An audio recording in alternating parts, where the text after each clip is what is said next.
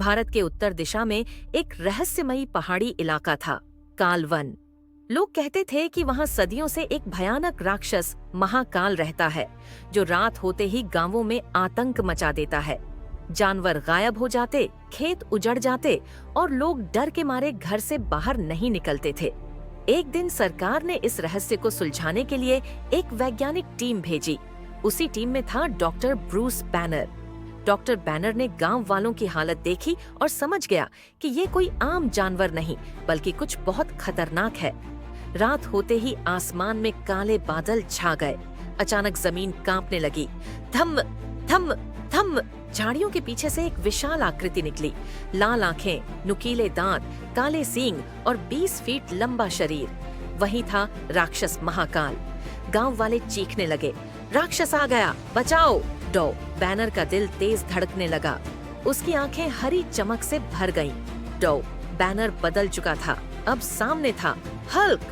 हुल्क ने जोर से गरज कर कहा, हल्क स्मैश, और एक ही छलांग में राक्षस के सामने जा खड़ा हुआ।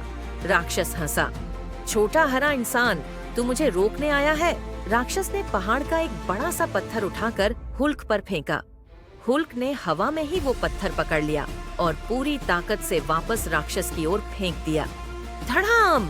पत्थर राक्षस के सीने से टकराया और वो पीछे गिर पड़ा। गुस्से में राक्षस ने आग उगल दी। पूरा जंगल जलने लगा।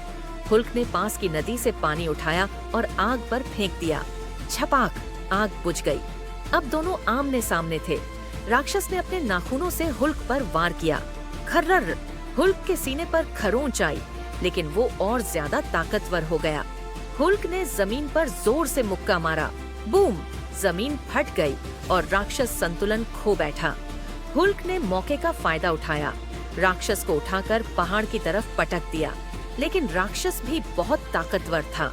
उसने हुल्क को पकड़ लिया और जोर से दबाने लगा। गांव वाले डर से सब देख रहे थे। तभी एक बच्ची चिल्लाई, हुल्क भैया, हमें बचा लो। ये सुनकर हुल्क की ताकत और बढ़ गई। उसने पूरी शक्ति लगाई और राक्षस को जमीन पर पटक दिया। राक्षस जोर से चिल्लाया और उसकी ताकत टूटने लगी। आखिरकार हुल्क ने उसे पहाड़ की गुफा में बंद कर दिया और गुफा का मुंह एक विशाल चट्टान से बंद कर दिया। सब शांत हो गया। हुल्क धीरे धीरे वापस डॉ बैनर बन गया। गांव वालों ने खुश होकर